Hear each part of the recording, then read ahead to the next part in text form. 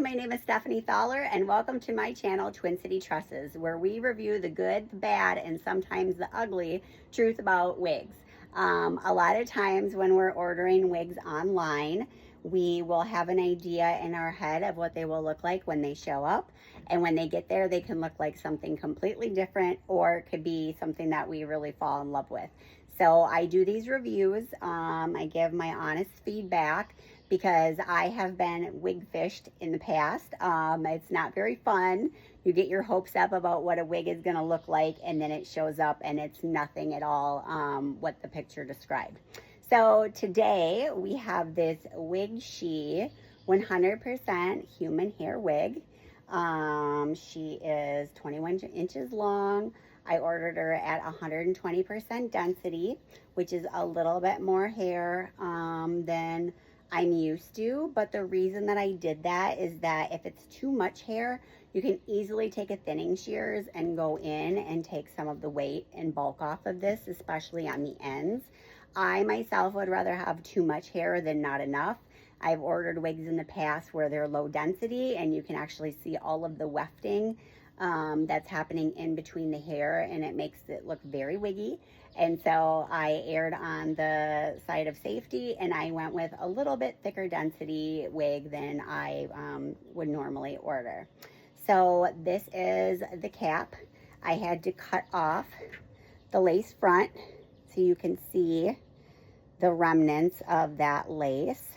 I cut it all along the hairline here so that it will be ready to wear. The lace was about this long, and it took me about 2 minutes just to easily trim that off and make it wearable. So the inside of this cap, I ordered an average cap. My head circumference is 21.5 inches, and so I am an average petite size. I went with average just because sometimes when I do order a petite, it can be a little bit tight. And so you can easily take these little bra strap extenders and put it on the smallest setting just to make the wig feel more secure. I also always wear a silicone headband with my wigs so that I'm not feeling like my hair is slipping off. I have a very physical job doing massage with a lot of NHL players, and I also like to work out a lot, and so it's important to me to make sure that my wig is feeling secure on my head so that I don't have to have anxiety about it slipping off at any point. One of the things that I do love about this cap is that it includes these little clips, and so these clip into either your bio hair or your wig grip, and that just gives it a little bit more security. It has this full lace front so that you can part this wig wherever you want to. A lot of wigs have a mono filament, and so that means that you can only part it in one place. But the thing I love about this wig cap is that you are able to easily change the part. In case you don't want a center part, you could center it to the right or the left depending on your preference. The color of this wig, so I ordered wig number 140 from Wigshe, like I said. Online, it looked a lot lighter. It looked like more of an ombre, platinum with a little bit of brunette. And when it came, I actually messaged Wigshe and I said, "Are you sure this is the right wig that you sent me?" Because it's a lot darker than what it was advertised online in the photo. They said that they do try to color match within 90%, as all of these are handmade and not machine made, and so there can be a little bit of a variation.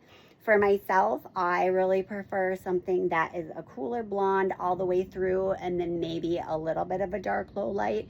And this wig, I feel like it is very dark at the base with the brunette, and then just has some very light highlighting through here. Another thing with the coloring, they also ask me to step outside and see what the color looks like versus inside. I still feel like it's very dark. The blondes in this also pull a little ashy and gray more than I would prefer, but it is what it is. I will definitely wear this wig at some point, but it probably won't be the first thing that I reach for in my collection of 70 wigs that I currently have. The fibers of this hair, as you can see, I keep stroking it because they are very nice. One of the things that I noticed is there is a lot of small, short hair breakage throughout this wig. So when I went to cut the lace, I made sure that I took clips and I put everything back so that none of this hair in the front would get broken off. And the hair in the front is pretty good. There's some parts where it's a little bit shorter, so you can see that breakage.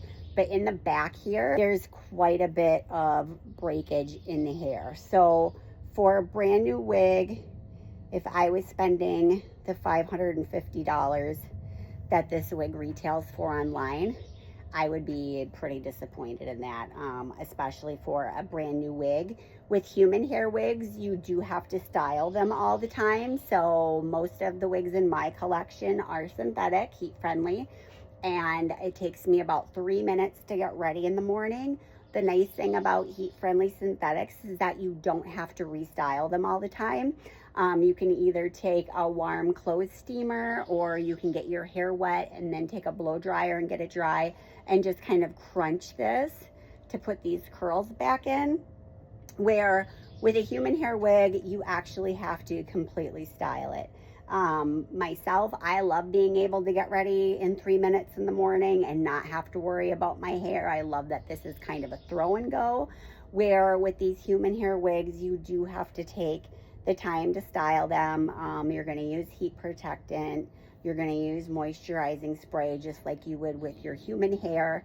I personally just got rid of all of my human hair hairstyling products because I don't really style my human hair anymore, my bio hair, because it's so short, and I wear a wig every day. So you would have to invest in human hair styling hair products. With my heat-friendly synthetic wigs, I just have a silk spray that I use to keep them healthy, and then I also have a moisture repair, and I'll use a little sea salt spray just to get some texture in there, and a little bit of hairspray. But with human hair wigs, and especially with all these little broken pieces that you can see sticking out here, you would probably need some extra styling time and some products to be able to blend that in. So I'm gonna go pop this wig on for you guys so you can see what it looks like, and I will show you what it looks like in the sunlight and also in natural lighting. So this is what the wig looks like on. You can see I cut the lace. Wigshe says that the lace is supposed to be neutral and see-through to be able to match most skin types. I personally feel like this lace is extremely dark. You can definitely see the entire line of where the lace is on both sides.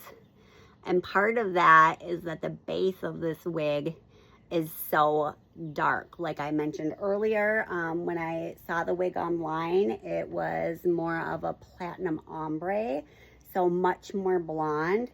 You can see how dark all of this hair is. So that was something that I was disappointed in, and like I said, I reached out to them to talk to them about it. They offered to take the wig back, but I told them I wanted to keep it. I only have one other human hair wig, and that I would do an honest review on it.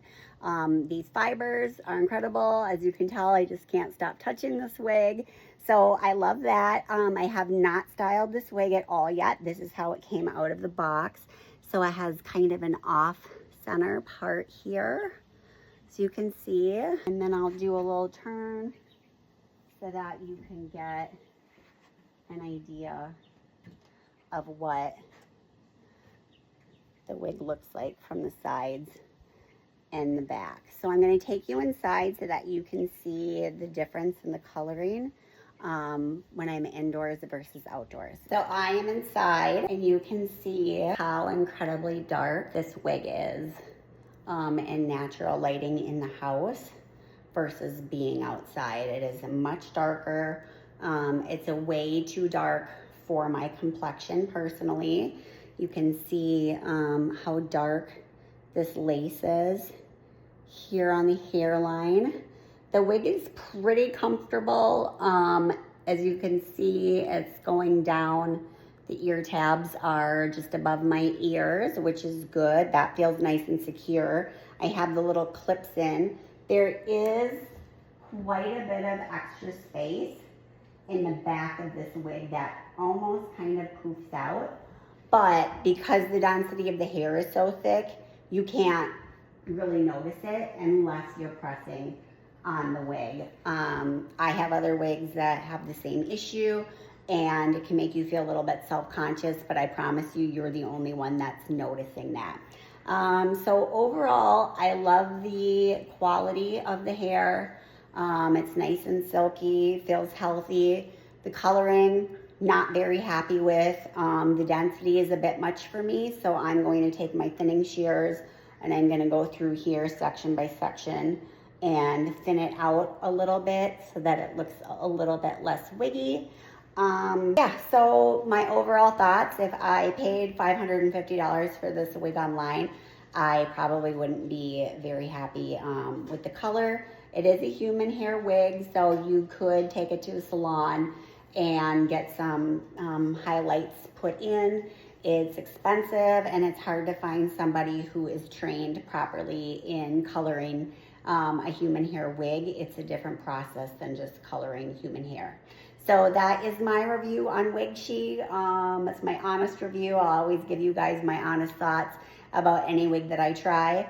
Let me know what you think. Did I get wig fished on this one? And I appreciate your time. I hope you found this helpful. And you can send me a message if you're interested in any other wigs from Wigshe. Thanks for your time.